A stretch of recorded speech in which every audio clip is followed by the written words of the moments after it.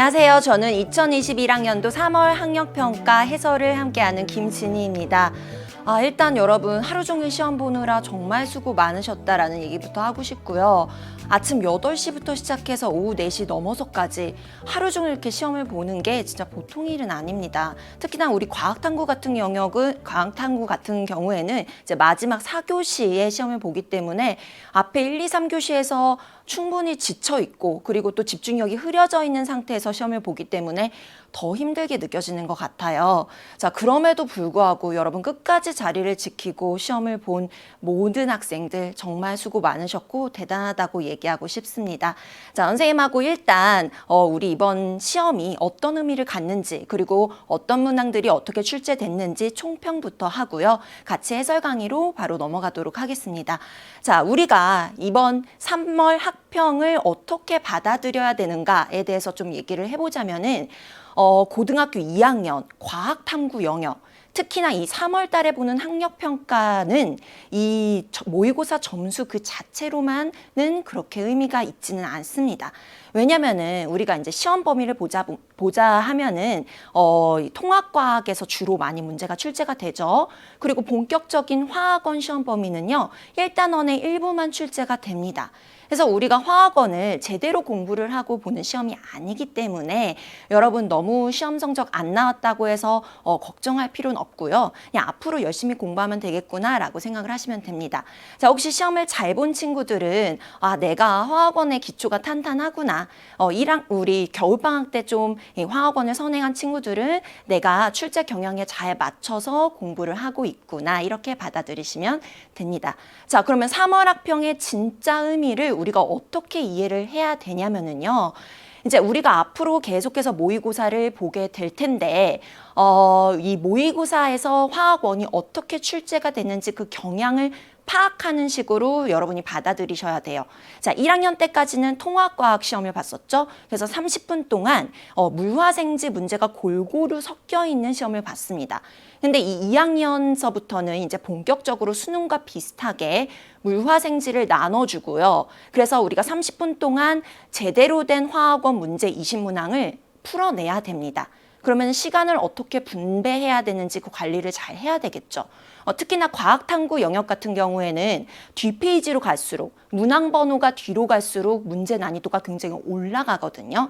그래서 이 마지막 페이지에서 충분한 시간을 써줘야 되기 때문에 여러분이 시간 분배하는 것이 굉장히 중요합니다. 그래서 앞으로 계속해서 모의고사를 볼 때마다 어떻게 내가 시간 분배를 하면서 문제를 풀어 나가야 되는지 연습을 하셔야 되고요. 굉장히 중요한 내용이 이번에 시험에서 이제 통합과학 부분에서 출제된 문제 말고 화학원 범위에서 출제된 문제들이 굉장히 중요합니다. 어떤 문항들이 화학원 범위에 속하는지는 선생님이 뒤에 가서 알려주도록 할 건데요. 자, 이게 왜 중요하냐면 여러분이 곧 보게 될 학교에서 보는 1학기 내신 시험, 중간고사 내신 시험, 그 시험 범위가 1단원 화학의 첫걸음 그 시험 범위죠. 이게 이번 그 학력평가에서 나온 부분과 겹치게 되거든요. 그래서 학교 선생님들이 시험 문제를 출제할 때 이 학력평가 문제들을 굉장히 많이 참고해서 내십니다. 그래서 이번에 본 시험 문제가 비슷한 경향으로 출제될 확률이 높다라고 할 수 있겠죠. 그래서 반드시 이 문항들은 여러분 다시 분석해서 꼼꼼히 풀어보셔야 되고요. 자, 그리고 우리가 이제 고등학교 3학년이 되기 전에 고등학교 2학년 때 여러분이 수능에서 어떤 과목을 선택하게 될지 확정하는 게 좋거든요. 그래서 고등학교 2학년 동안 이 모의고사를 보면서 내가 화학원을 정말 시험을 잘 볼 수 있을지, 내가 잘 공부할 수 있는 과목인지, 나하고 잘 맞는 과목인지를 이렇게 알아보는 기회로 삼으셔야 돼요. 만약에 학생들 중에 나는 아직 화학원을 수능에서 선택하고자 확정하지 않았어 하는 친구들은 다른 과목도 선택을 해가면서 나하고 가장 잘 맞는 과목이 어떤 과목일지를 알아보는 기회로 충분히 삼으셔야 된다라는 얘기를 선생님이 하고 싶네요.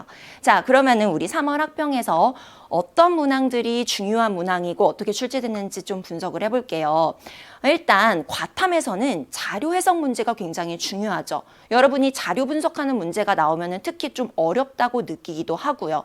자, 그래서 여기 보는 것처럼 18번, 10번, 13번, 16번 문제들이 이 자료 해석하는 문제로 나왔고 꽤나 우리가 눈여겨볼 만한 그런 문제들입니다. 선생님하고 좀 더 꼼꼼하게 알아볼 거고요. 자, 역시나 고난이도 문제 마지막 4페이지에 나왔죠. 18번, 19번, 20번 문제들 어떻게 접근해야 되는지 같이 알아보도록 할 거예요. 자, 그 다음에 선생님이 강조했었죠. 이번 시험에서 통합과학 범위 말고 화학원과 직접적으로 관련돼서 나온 문항들. 자, 이 문항들입니다. 바로. 이 문항들은 여러분 별표 쳐놓고 우리 중간고사에 연결해서 충분히 나올 수 있는 문제들이기 때문에 반드시 다시 한 번씩 풀어보고 좀 더 꼼꼼하게 공부를 해야 되는 부분이다라고 알아두시면 좋을 것 같아요. 자, 그래서 선생님하고 이제 총평은 여기까지 하고 바로 해설 강의로 넘어가서 우리 문제 어떻게 풀면 되는지 알아보도록 하겠습니다.